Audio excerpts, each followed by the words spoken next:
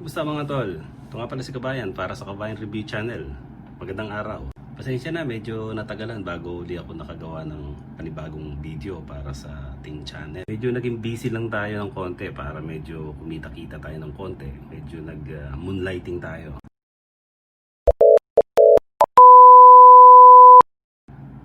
Siya nga pala, nagpapasalamat ako sa mga taong sumuporta at saka sa mga taong nag-subscribe sa aking channel. Salamat sa inyo. Kilala niyo na kung sino kayo. At siya nga pala, medyo dumadami na tayo mga tol. Dati ako lang nanonood ng video ko, ngayon may 50 na tayo. Sana lalo pa tayong dumami at saka sana ikalat nyo pa ang mabuting balita.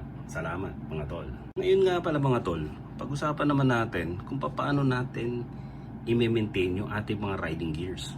At isa nga sa mga napansin ko na nagiging problema ng isang rider ay yung papaano nila mai-eliminate o maiiwasan yung pagkakaroon ng hindi kanais-nais na amoy sa kanilang mga riding gears, particular na sa gloves, sa helmet at saka sa sapatos.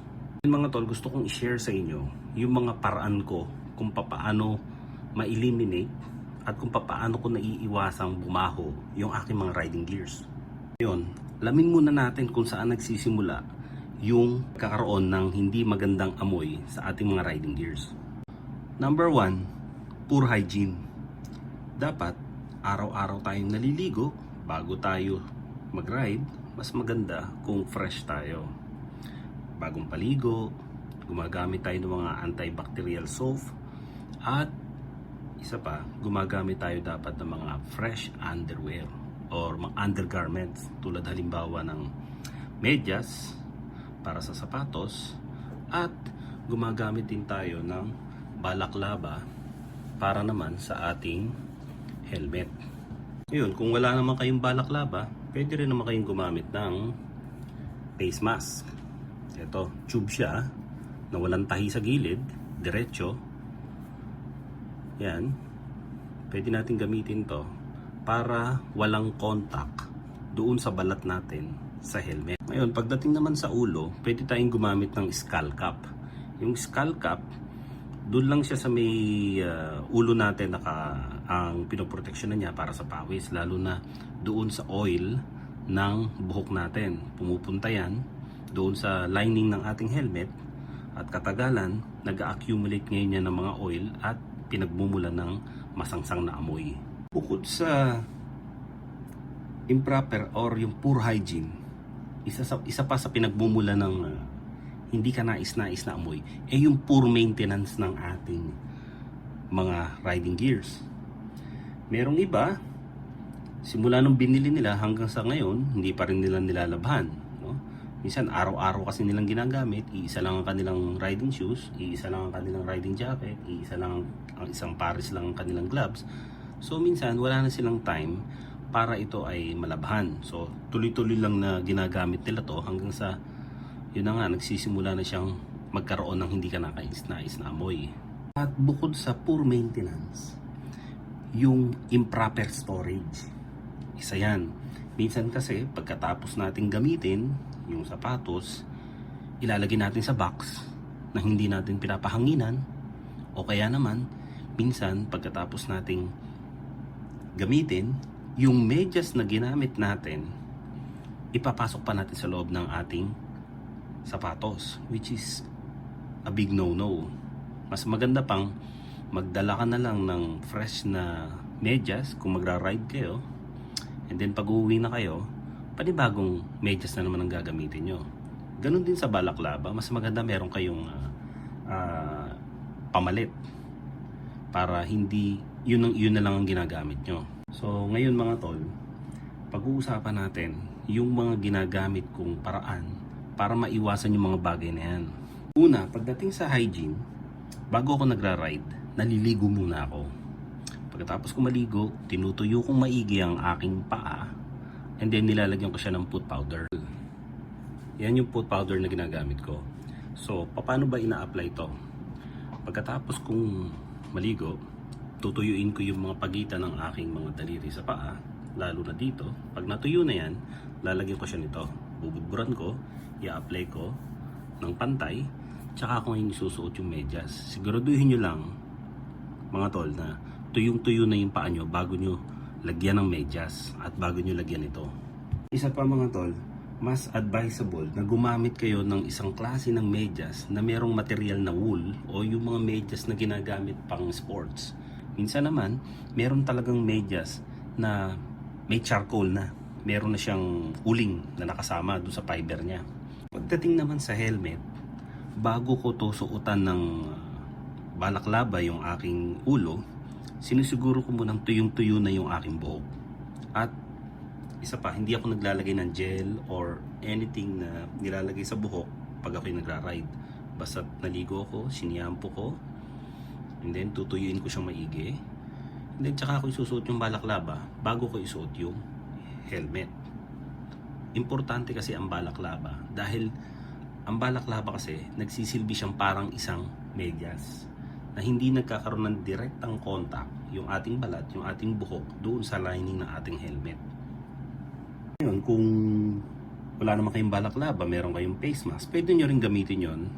Pero mas maganda, meron pa rin talagang nilalagay doon sa ulo. Pwede kayong bumili ng separado tulad ng skull cap na meron siyang special na materyales na may antimicrobial properties para hindi mamako yung ating helmet, yung lining niya. Pagdating naman sa gloves, pinaka the best talaga. Meron kayong dalawang pair ng gloves na kung saan pwede nyo silang salit-salitan sa paggamit. Bukod pa doon, mas maganda bago nyo gamitin yung gloves, naghuhugas din kayo ng kamay gamit yung mga antimicrobial soap. And then tuyuin nyo rin maigi yung kamay nyo bago nyo isuot yung gloves. Okay, mga tol, tumungo naman tayo sa isa pang problema kung paano natin susolusyonan. Ito naman yung proper maintenance. Ano ba yung tamang maintenance natin doon sa ating mga riding gears para matanggal yung amoy. Pagdating sa riding boots o riding shoes, bumili ako nito. Insole. Okay? So bukod dun sa original niya na sole sa loob, bumili pa ako nito. Bakit? Kaya ako bumili nito para maiwasan yung paglalaba parati ng sapatos. Dahil once na paggang sapatos natin o riding gears natin, parati natin nilalabahan, nasisira yan. Nawawala yung kanyang mga adhesive, tsaka yung kulay, at tsaka yung mga reflectorized strip niya. Ngayon, para maiwasan yung laba ng laba, itong bumili ako nito. Nilagay ko sa loob, and then medyas. Ngayon, pagka kinakailangan na talagang labhan, ito lang ang nilalabhan, hindi yung buong sapatos. Tulad din yan ng sa helmet. So, kung meron kang balaklava, parating yun na lang din ang lalabhan mo. Mababawasan ngayon yung panahon na paglalaban mo ng lining. Kasi pag parati natin nilalaban yung lining ng ating helmet, numinipis yan, nade-deform yan. No? Medyo numinipis na siya, umiimpis na siya. Nawawala na yung higpit niya sa mukha natin. At least bumili tayo ng isa pang piraso ng balaklava, mas maganda dalawa. Yung itatanong nyo, mga tol, mabaho na yung aking sapatos, yung aking gloves, yung aking helmet, mabaho na. Wala akong time maglabi. So, wala akong time na maglinis. Ano ba mga posibleng paraan para maiwasan yan o matanggal yung amoy kahit papano? Meron tayong solusyon para dyan. Para ma-reset natin. Halimbawa, linggo, wala kang gagawin. Day off mo, minsan yung bike mo ginagamit mo siyang pang service araw-araw, and then day off mo is Sunday. Sige, labhan mo labhan mo yung sapatos, labhan mo yung gloves mo, labhan mo yung lining ng helmet mo. Ngayon, pagkatapos mo siyang labhan, siguraduhin mo lang na mapapatuyo mo siya. Tuyuin natin siya sa pamamagitan ng air dry or direct sunlight. Pero mas advice ko, huwag niyong ida-direct sunlight yung mga lining at saka yung sapatos. Mas maganda mahanginan lamang siya. Pag nagawa na ninyo yon, yung i-reset natin siya, simulan na natin siyang maging fresh ulit, no? Meron ako dito mga household items na pwede natin gamitin para ma-maintain natin siya na hindi natin kailangan labhan ng labhan yung ating riding gears. Ngayon, eto tol, meron tayong riding shoes dito. Ngayon, pagkatapos kong ginagamit ito, pagkatapos isang gamitin, no?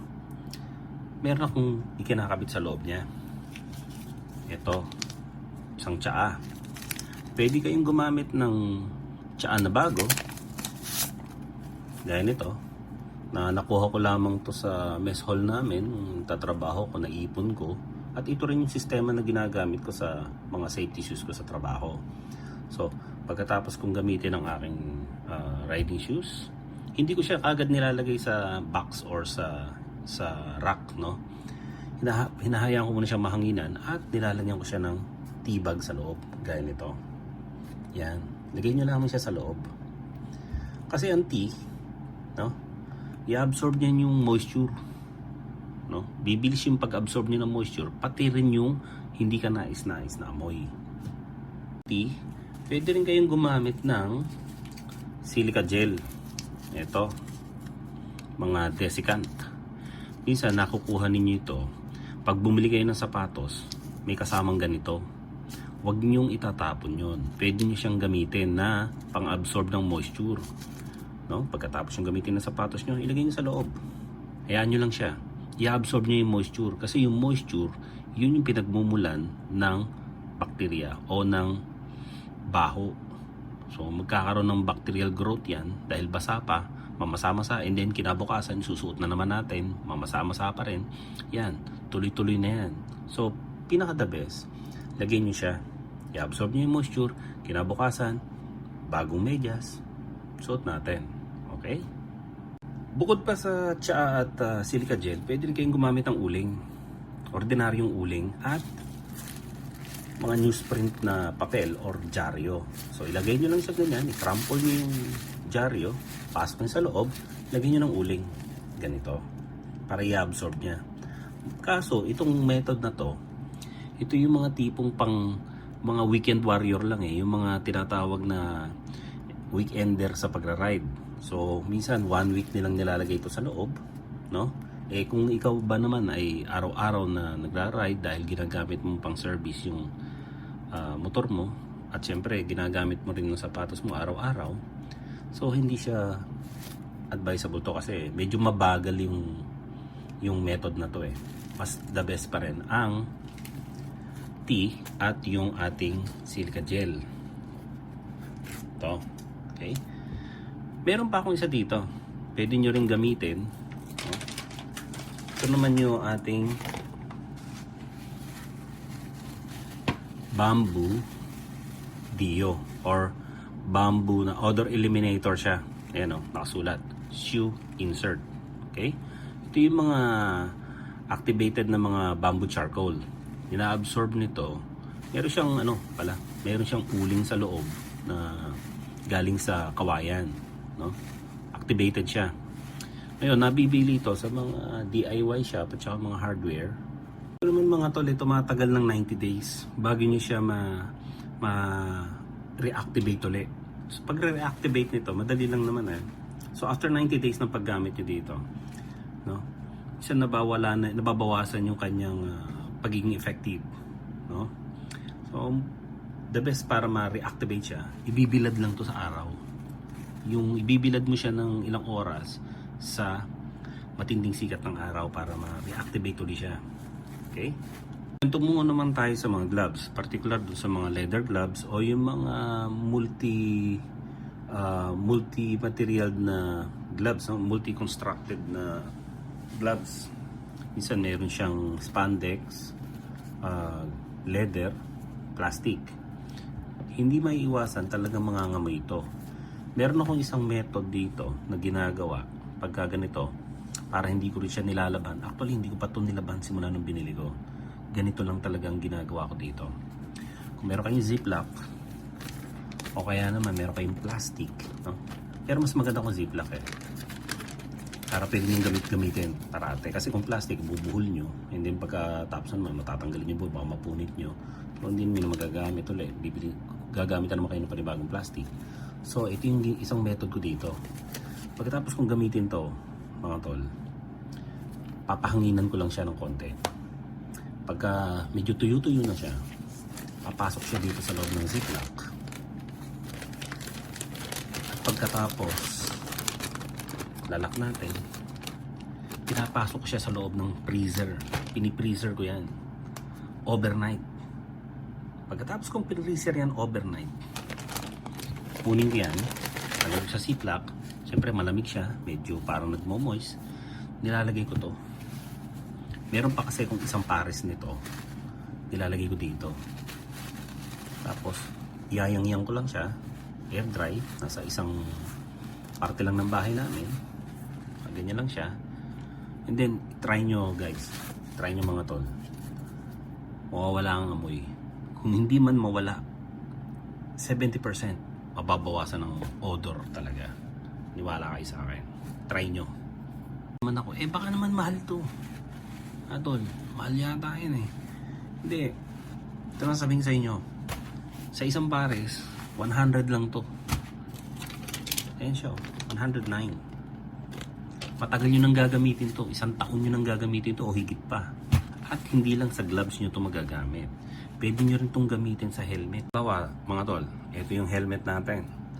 So i-reset natin siya, lalaban natin ang lining niya. Pagtapos natin laban, pinatuyo na natin tulad ng procedure natin, ano. Pagkatapos ginamit natin, gumamit tayo ng fresh na bagong labang balaklava, skull cap, mask, no? Tapos natin gamitin, pwedeng direkta natin lagyan nito. Ito, direkta.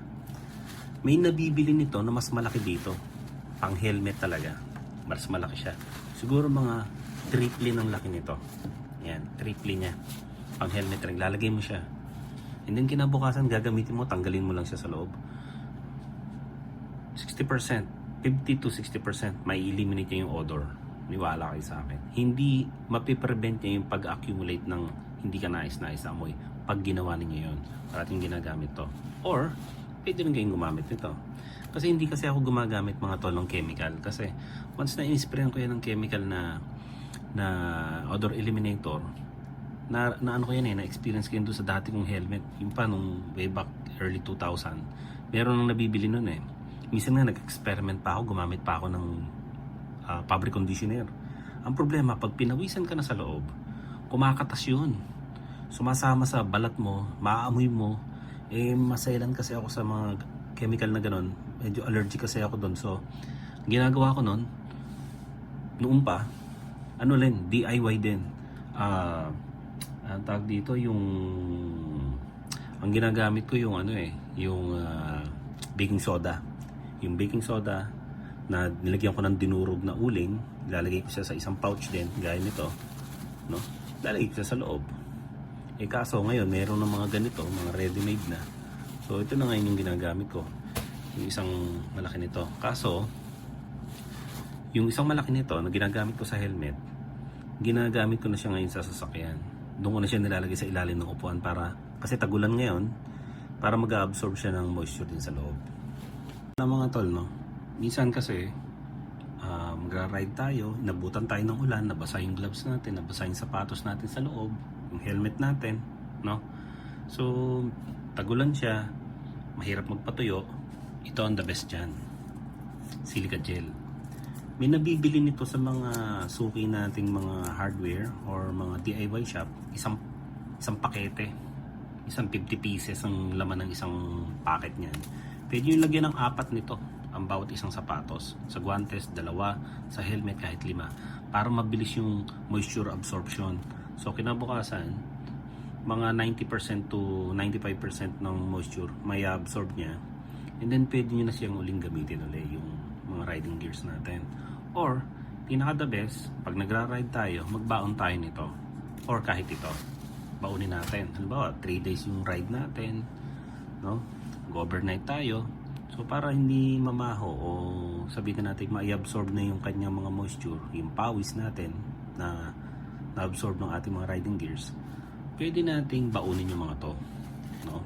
Pwede nating baunin yung mga yan. So maghuhubad tayo, kakabit natin to sa sapatos or sa gloves o sa helmet. Ito naman sa gloves, sa helmet, pati sa sapatos, no? So kinabukasan, gra-ride ulit tayo, iikot na naman ulit tayo sa pinuntahan natin, iikot-ikot tayo. So mapabawasan na niya yung amoy, hindi mag-accumulate yung amoy, hindi magpapatong-patong yung amoy ng ating mga riding gears. Dito nga pala sa tsaa, pwede kayong gumamit ng gamit na Kaso, tuyuin nyo lang, ibilad nyo lang siya. Nagamit nyo na to, nainom nyo na, pwede nyo gamitin to. Tuyuin nyo lang. Tapos, ilagay nyo lang siya sa loob. I-absorb nyo yung moisture at saka yung amoy. Kahit na anong klaseng tsaka, kahit flavored pa, walang problema doon. Okay? Isa pa pala mga tol, no? Sa proper storage. Tama ba na ipasok natin siya sa loob ng cabinet, yung ating sapatos, yung ating helmet, yung ating jacket? Para sa akin, mas maganda pa rin yung merong kang sariling yung pinaglalagyan ng ating mga riding gears. Parang isang maliit na cabinet na may proper ventilation, no? At pagka meron siyang proper ventilation, mas maganda kung lalagyan natin ng silica gel din sa loob. Ilagay lang natin siya sa isang cup. Lagyan natin din mga silica gel, mga 10 piraso. Pasok lang natin sa loob para hindi nagkakaroon ng moisture sa loob. Ngayon, kung meron naman kayong mga leather jacket o kaya naman mga leather shoes na ginagamit sa pagra-ride, lalo na ngayon, tagulan ngayon, hindi may iwasan yung yung tawag doon, yung molds, no? Mildew. So magkakaroon ng molds yan, lalo na pag ginamit na natin sa labas, nabasa siya, hindi napatuyo ng maigi, yung tamang pagpapatuyo, at nilagay natin yun sa cabinet, asahan nyo, 2 to 3 days, pag kukuha niyan, punong-puno ng amag yan. So pinaka the best, pagkatapos nyo siyang gamitin, nabasa siya, patuyuin nyo lang. I-hang dry nyo lang siya. Pag natuyo na siya, sa hangin, no? Pahiran nyo siya nito. Ito yung ginagamit ko. Sa sapatos, na leather, at saka sa leather jacket, pwede ito. Yung Wonder Balsam ng Dr. Martens. Kasi para siyang para tong kumbaga sa balat ng tao, para tong moisturizer. Kasi pag yan ay nabasa, nangyayari sa leather, pag natuyo na yan, nagsishrink yan, lumiliit yan. Kahit konti lang, lumiliit yan. Bukod pa doon, nagiging stiff yung leather, tumitigas. At pag tumigas yan, ginamit natin, nagkakaroon niya ng crease o yung tinatawag na parang guhit-guhit na. Ngayon, para maiwasan yung ganong bagay, pahira natin ito.